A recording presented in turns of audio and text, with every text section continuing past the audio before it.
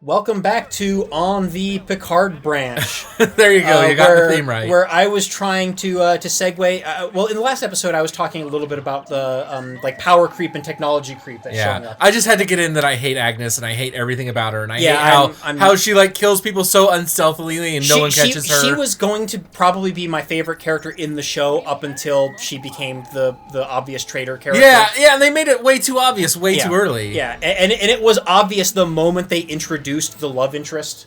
I think it was more obvious than that because they had the is she Romulan, is she a Borg interrogator before she left planet. It was like, I have to go with you. Yeah, well, it's I know she's going to turn against everyone when the Vulcan Commodore, who's probably actually Romulan, meets her. Oh, and actually, here's the thing: is she synthetic? That's the conspiracy theory that I read on the internet. Is she's wearing sunglasses in that scene. Which, by the way, look terrible. Don't look futuristic at all. It's because she's hungover. That's the real reason she was wearing them. A Vulcan? Yeah, okay. I like that one. Is that she actually is a synth, and Dr. Girardi would recognize it from her eyes because she, is such a super expert in androids. And why are they calling them synths instead of androids? Like, in all of Star Trek history, we've called them androids, going all the way back to the original series. Because synths include, like, Borg and, like, all forms of cyborgs. So it's just it's a catch-all phrase for all synthetic life because the what are they called, the Jat Vash? I can understand the racism against the Borg, the Romulan and Illuminati. Whoa, that was weird. Yeah. But anyway, yeah, like I was talking about the power creep and stuff like that and technology creep. I do like some of it. Like the fact that ships go faster now, I'm fine with because it's very clear, like, well, it's been 20 years and we've incorporated all the Borg technology and it's fine. Like, yeah, I still have complaints with instantaneous FTL travel. Yeah. I've complained about this in the Star Wars movies. They're not quite instantaneous, but yeah.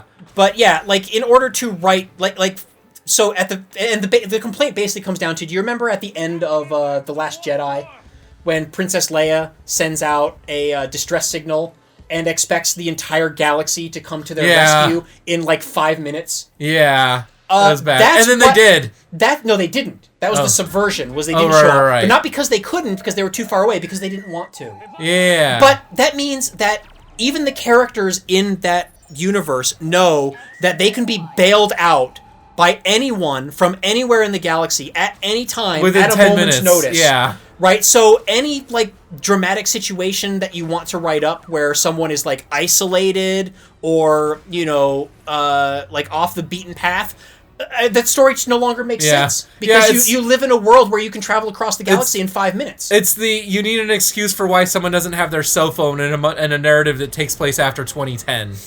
Right, and so I worry about Star Trek Picard going that direction. But in all fairness, Star Trek has a long, sad history of not knowing how fast warp speeds are. Yeah, I was talking about I like the warp thing. I think the new ship looks really cool, and I think all the special effects that we've seen so far do look really cool. Again, that opening shot in the first episode of the Enterprise D was gorgeous. Yeah. The Enterprise D has never looked as pretty. No, it hasn't. And I'm one of the people... I love that shit. I like the design of the Enterprise. I know there's apparently it's a popular fad now for people to hate on the design of the Enterprise D. Oh, I still love... But I also am the right age that the first time I saw the Enterprise D, I was 6 or 7 years old. Yeah, I mean, I get it. It looks like a cruise ship in space. Like, okay, whatever. I think I like it. I think it looks cool. But yeah, another symptom of the technology and power creep is one of my other pet peeves was, why does this... Captain Mal or Han Solo wannabe, I forget his name. What's his name?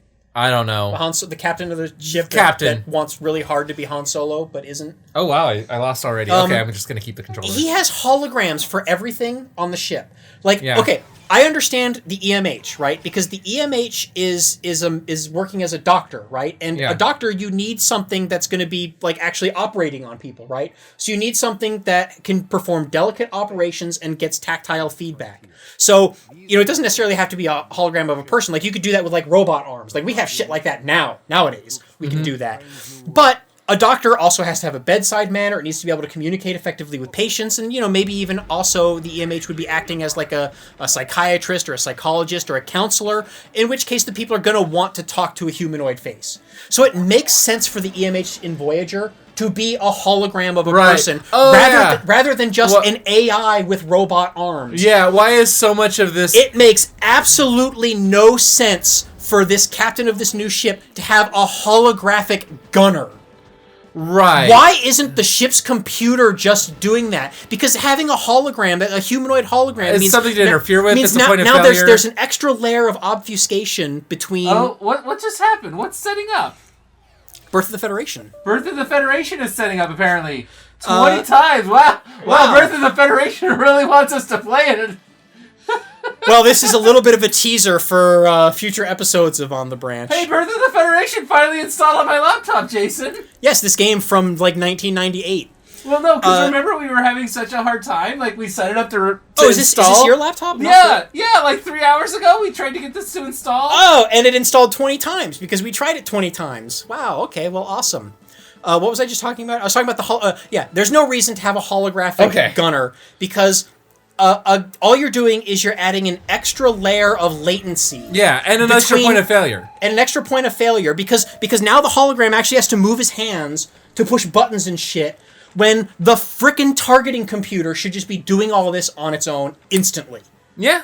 And it's the same deal with, like, he has, like, a holographic, like, vacation planner or some crap like that. He's got a lot of things that are like that. Now, I'm guessing that this is probably going to be, like, some kind of character quirk where, like, he's, like, some loner and he only gets along with these holograms. Probably. Something like that. But so help me, if there's another ship and someone activates the emergency gunner hologram, then I'm just going to, like, flip my shit. Because it's the stupidest thing since the Spore Drive of Star Trek Discovery. You're complaining about the power creep, but like at least we're going forward in time. I mean, I don't like the fact that we went forward in time again. It's not just that the technology is advancing, it's that the technology is advancing in stupid, counterproductive ways. Right. Well, what I'm saying is it's even stupider in a show like Discovery where we are going back in time to get there. At least right now we're going forward in time for this power creep to like have a chance of actually existing. The biggest advantage that Star Trek Picard has over the last like 20 years of Star Trek media takes place after is that Voyager. It's actually moving the Star Trek narrative or at least the grand narrative. It's attempting to move the Star Trek narrative forward. It's not another reboot or a prequel. And actually that goes back even longer than 20 years because that goes back to it doesn't, because Star Trek Enterprise was like what, 2001? Yeah. So yeah, like going back to Star Trek Enterprise. It's like 2002 or 3, yeah. Aside from like the last couple of TNG movies, it's been nothing but prequels and reboots and whatever the hell Star Trek Discovery is. Because it's kind of a little bit of both, but also neither. But at least Picard is like, it's staying faithful to the source material in that it's not completely rewriting the history. Yeah, and it's faithful in a lot of ways. I mean, there are issues, right? Like, one, why is it after, like, the synths blew up Mars, like, just everyone gave up? Was it like the Federation pulled out and everyone else just shrugged their shoulders? Like, relief efforts over, guys? And again, that could have been explained in dialogue in the show, like you were saying earlier. Like, we could have just said, the Federation was stretched it was because too all the ships that were going to be used for the relocation were still at the shipyard. Oh, they got blown up along. It was like a Pearl Harbor situation. The entire evacuation fleet was destroyed as well. Oh, they didn't make that clear. No, it was pretty clear. You just somehow missed it. And so did everyone at Red Letter Media, because they keep whining about that fact. So. Oh, I haven't watched the new. I watched like the first one or two that they did about the first couple episodes. Yeah, they're up to 3 or 4 now. Yeah, they've done a few of them, but And I think they're a little too complaining. Like they don't remember things about Trek. Like they'll make a complaint, and I'll say in my head like, but wait a minute, this is explained by this thing I know in Trek lore, which makes me think Mike doesn't know as much about Trek. But again, here's the thing about that is that I hear a lot of there's a lot of people like on social media and stuff like that are saying that complaining about Discovery and Picard and stuff like that is toxic fandom.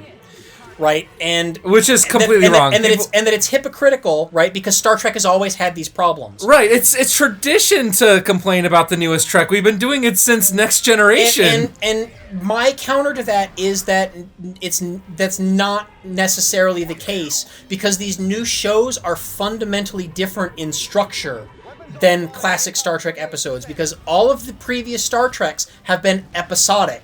And these are not. These are telling. So this there's no excuse for bad writing or bad episodes because all the shit should be planned out well in advance of rolling a single reel of film. But bad writing. So okay.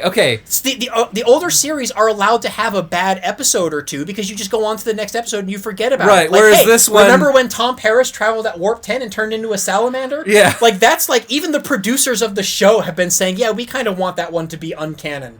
Like in fact, I used to joke that in the DVD release of Star Trek Voyager, they should have not included that as an episode and put it as a special feature.